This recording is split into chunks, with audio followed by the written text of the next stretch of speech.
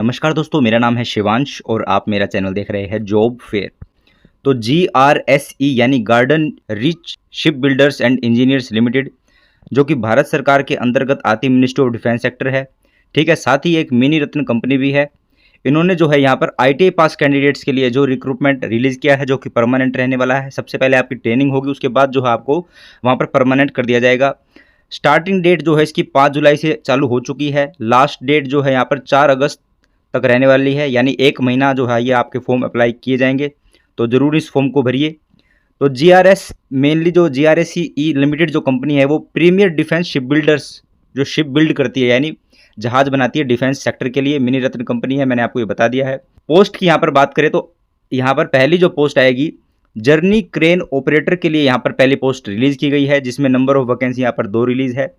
एक इसमें जनरल की रहने वाली है और एक OBC की रहने वाली है। क्वालिफिकेशन आपकी यहाँ पर क्या होनी चाहिए?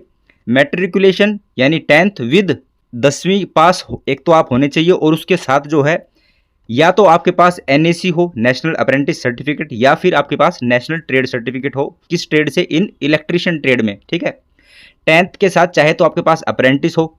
अब आप कहोगे कि ITI से पहले अप्रेंटिस, तो कुछ कंपनियां हैं जो अप्रेंटिस भी करवाती है बिना ITI के। ठीक है, ये उनके लिए मैं बता रहा हूँ।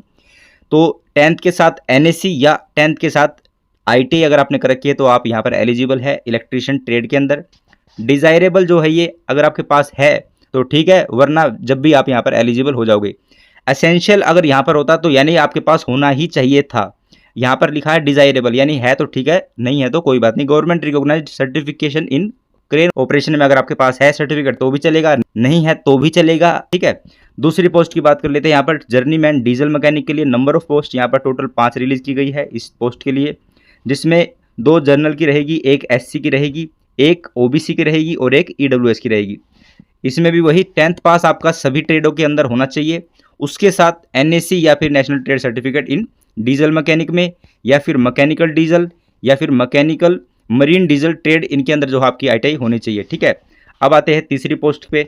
तो journey man driver material handling की पोस्ट निकाली गई है, जो कि 3 पोस्ट है, इंक्लूडिंग इसके अंदर जो 2 पोस्ट अभी प्रेजेंट की है, और जो 1 पोस्ट इसके अंदर जो है वो बैकलॉग यानी पिछली बार जो रह गई थी वो है। ठीक है, तो एक इसमें यहाँ पर जनरल वालों के लिए है, एक दूसरी यहाँ पर SC के लिए है, और एक जो बैकलॉग वाली है वो OBC के लिए है। ठीक है, यहाँ पर आपके पास 10th पास होने चाहिए आप, उसके साथ NAC या फिर NTC इन डीजल मैकेनिक में ट्रेड्स में आपके पास होना चाहिए। विद यहाँ पर क्या मांगा है? डीजल मैकेनिक ट्रेड से आपकी ITI तो होनी चाहिए, उसके साथ आपसे इन्होंने मांगा है with valid heavy vehicle driving licence आपके पास होना ही चाहिए। ठीक है, और डिज़ायरेबल अगर है तो ठीक है, वो मैंने आपको ऊपर बता दिया था कि क्रेन ऑपरेशन में अगर आपके पास है तो भी चलेगा, नहीं है तो वो भी चलेगा। अगली पोस्ट है यहाँ पर जर्नीमैन इलेक्ट्रॉनिक मैकेनिक के लिए। ठीक है, टोटल पोस्ट यहाँ पर 5 रिलीज़ की गई है, जिसमें 2 जनरल की रहने वाली है। एक जो पोस्ट है यहाँ पर SC के लिए रखी गई है, एक पोस्ट यहाँ पर OBC के लिए और एक EWS के लिए। यहाँ पर क्वालिफिकेशन आपके पास 10th होना चाहिए विद NAC या NTC इन इलेक्ट्रॉनिक मैकेनिक ट्रेड वाले जो है इसको अप्लाई कर सकते हैं। यहाँ पर आपकी जो है NTC या NAC आपके पास इलेक्ट्रॉनिक मैकेनिक में होनी चाहिए। अगली पोस्ट पर आते हैं। तो जर्नीमैन इलेक्ट्रीशियन के लिए पोस्ट रिलीज़ की गई है, जिसमें 5 वैकेंसी है, 2 जनरल की रहेगी, एक SC की, एक ST की, एक जो है OBC की रहने वाली है। मैट्रिकुलेशन 10th विद NAC या NTC आपके पास इलेक्ट्रिशियन ट्रेड से आपके पास होना चाहिए, चाहे तो ट्रेड सर्टिफिकेट या फिर अप्रेंटिस सर्टिफिकेट। अगली पोस्ट आती है जर्नीमैन फिटर के लिए।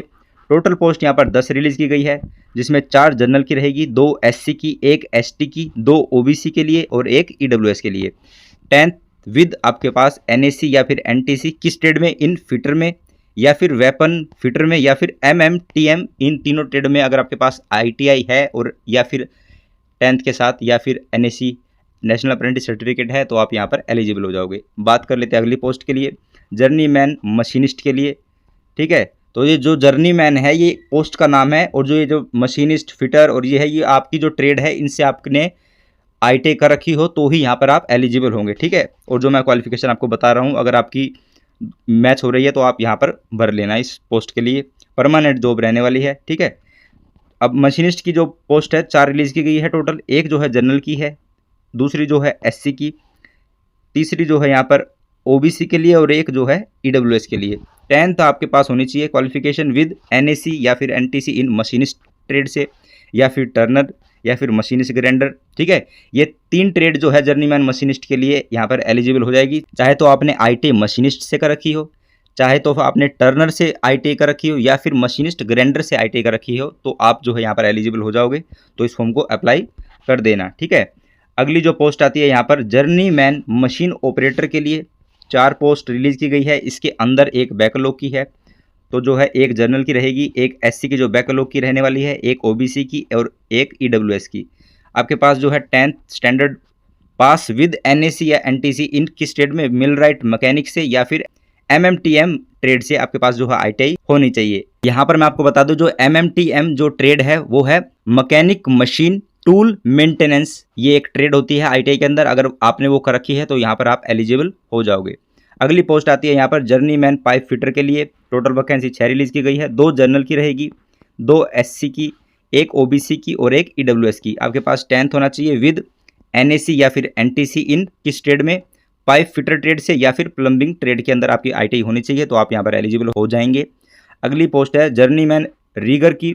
4 टोटल पोस्ट रिलीज की गई है, 2 जर्नल की, एक SC की, एक OBC की। 10th पास विद आपके पास ट्रेड्स आपकी होनी चाहिए। आप NAC NTC इन रीगर में या फिर कारपेंटर ट्रेड, 2 ट्रेड यहाँ पर एलिजिबल हो जाएंगी इस जर्नीमैन रीगर के लिए, तो यहाँ पर आप अप्लाई कर देना अगर आपने कर रखी है तो। अगली पोस्ट है जर्नीमैन स्ट्रक्चरल फिटर के लिए। तो टोटल वैकेंसी 4 रिलीज की गई है, 2 जनरल की रहेगी, एक SC की, एक OBC की। ठीक है, क्वालिफिकेशन आपके पास वही 10th के साथ आपके पास NAC या फिर NTC होना चाहिए इनमें से एक, और जो है आपका जो किस में होना चाहिए, किस ट्रेड में, इन स्ट्रक्चरल फिटर में या फिर फैब्रिकेटर में या फिर शीट मेटल वर्क में या फिर फिटर ट्रेड से जो आपके पास यहाँ पर ITI होनी चाहिए। ठीक है, यहाँ पर जो है 4 ट्रेड मैंने आपको बताई है नोटिफिकेशन के हिसाब से, तो आप यहाँ पर एलिजिबल हो जाओगे अगर आपके पास है। ठीक है, मैक्सिमम एज यहाँ पर जो आपकी 26 साल रखी गई है, जो कि काउंट होगी 1/7/2025 तक ये जो है ये काउंट की जाएगी। Age relaxation as per rule आपको मिल जाएगा, जैसे कि उन्होंने यहाँ पर बताया है। Age relaxation of 3 year for OBC के लिए 3 साल के लिए, 5 साल जो है SC और ST के लिए रिलैक्सेशन मिल जाएगा। Where post are reserved in respective categories. ठीक है, और जो PWD वालों के लिए जो है ये यहाँ पर बताया गया है, PWD general OBC NCL SC ST के लिए यहाँ पर बताया गया है। PWD कैंडिडेट्स के लिए भी यहाँ पर जो है वैकेंसी रिलीज की गई है। ठीक है, वो अलग से है, जो उनकी सिर्फ रिजर्व उनके लिए ही रहेगी। तो वे जो रिजर्व जो उनकी सीट है वो मैं आपको बता देता हूँ जल्दी जल्दी। तो पहले जो है PWD के लिए है, ये जर्नीमैन पाइप फिटर की एक पोस्ट रहेगी, जिसमें आपके पास 10th होना चाहिए, या 10th के साथ जो है NAC नेशनल अप्रेंटिस सर्टिफिकेट या फिर नेशनल ट्रेड सर्टिफिकेट, किस ट्रेड में, इन पाइप फिटर में या फिर प्लम्बिंग ट्रेड्स के अंदर। PWD कैंडिडेट्स के अंदर जो ये कैटेगरी होती है VH और LV। ठीक है, तो ये यहाँ पर जो है वही PWD कैंडिडेट्स एलिजिबल होंगे। ठीक है, दूसरी जो है यहाँ पर जर्नीमैन पेंटर के लिए है, PWD के लिए जो रिजर्व है, यहाँ पर आपके पास 10th पास के साथ NAC या फिर NTC होना चाहिए इन पेंटर में, जनरल में, पेंटर मरीन में या फिर इंडस्ट्रियल पेंटर ट्रेड के अंदर। ठीक है, तीसरी जो पोस्ट इसके अंदर जो आपकी टोटल वैकेंसी 2 रिलीज की गई है। तो टोटल जो PWD के लिए है 4 वैकेंसी रिलीज की गई है, 3 तो ये हो गई, और एक जो है यहाँ पर जर्नीमैन कंप्यूटर ऑपरेटर के लिए है, ये चौथी पोस्ट है यहाँ पर रिजर्व फॉर PWD के लिए। 10th आपके पास होनी चाहिए, उसके साथ NAC या फिर NTC अप्रेंटिस सर्टिफिकेट हो या फिर नेशनल ट्रेड सर्टिफिकेट हो, किसके अंदर, इन कोपा ट्रेड से या फिर पासा या फिर इंफॉर्मेशन टेक्नोलॉजी IT से या फिर डाटाबेस सिस्टम असिस्टेंट से, डेस्कटॉप पब्लिशिंग ऑपरेटर ट्रेड से। इन 4 में जो आपके अगर आपने ITI कर रखी है तो आप जो है PWD वाले यहाँ पर एलिजिबल हो जाएंगे। आप अपना फॉर्म भर देना। आपके लिए भी यहाँ पर जो है एज रिलैक्सेशन बताई गई है। आपके अंदर जो कैटेगरी आती है PWD जनरल वाले OBC NCL ST के लिए 10 साल, जनरल के लिए 13 साल, OBC NCL के लिए, SC के लिए 15 साल और ST के लिए जो है 15 साल। ठीक है, एक्स सर्विसमैन के लिए यहाँ पर है 6 month continue service in arm forces में अगर कर रखी है तो 3 साल के लिए। एज रिलैक्सेशन अप्रेंटिस जिन्होंने कर रखी है GRS इसी डिपार्टमेंट के अंदर, उनको जो है यहाँ पर 3 साल के लिए मिल जाएगी। ठीक है, अब मैं आपको बताता हूँ, जो आपकी पहले जो ट्रेनिंग रहेगी वो stipend and other benefit during journeyman period, जो आपकी परमानेंट होने से पहले जो आपकी पहले 2 साल की यहाँ पर ट्रेनिंग रहेगी। फर्स्ट ईयर जो आपको 24,000 रुपये जो है पर मंथ मिलेंगे, दूसरे साल जो आपको 26,000 रुपये पर मंथ मिलेंगे। फिक्स्ड स्टाइपेंड्री ये रहने वाली है। ठीक है, इसके अंदर जो आपको PF कुछ नहीं मिलेगा। फर्स्ट एड और जो है facility and yard dispensary and hospitalisation for self will be admission, hospitalisation benefit will be extended as per extent rule of the company के हिसाब से आपको दिया जाएगा। जब आपकी जो ट्रेनिंग पूरी हो जाएगी यहाँ पर, on successfully completion of training they may be absorbed in the permanent, वे आपको परमानेंट कर देंगे। रोल इन सेमी स्किल्ड के लिए जहां आपकी जो बेसिक पे होगी 19,900 से 69,650 के बीच जो आपकी बेसिक पे रहने वाली है। तो लगभग मान के चलिए, जब आपको जो बेसिक पे के साथ जो आपको मिलेगी इन एडिशन टू बेसिक पे industrial DA, HRA allowance, CPF, gratuity, etc. admission as per the company rule and observation is permanent role. They have to perform multiple trade job as per the requirement. ठीक है, ये जो मैंने आपको बता दिया, dearness allowance, house rent allowance, ये सब आपको मिल मिलाकर आपकी सैलरी के साथ तो लगभग आपके मान के चलिए यहाँ पर जो आपकी 50,000 पर मंथ जो आपकी सैलरी रहने वाली है जब आप परमानेंट कर दिए जाओगे। ठीक है, तो ITI वाले जरूर इस फॉर्म को भरे, इस मौके को ना छोड़े। अब बात कर लेते सिलेक्शन प्रोसेस की। तो सिलेक्शन प्रोसेस आपका कैसा क्या रहने वाला है। तो यहाँ पर जो है, in case large number of application are received the company में resort to short listing of candidate based on the percentage.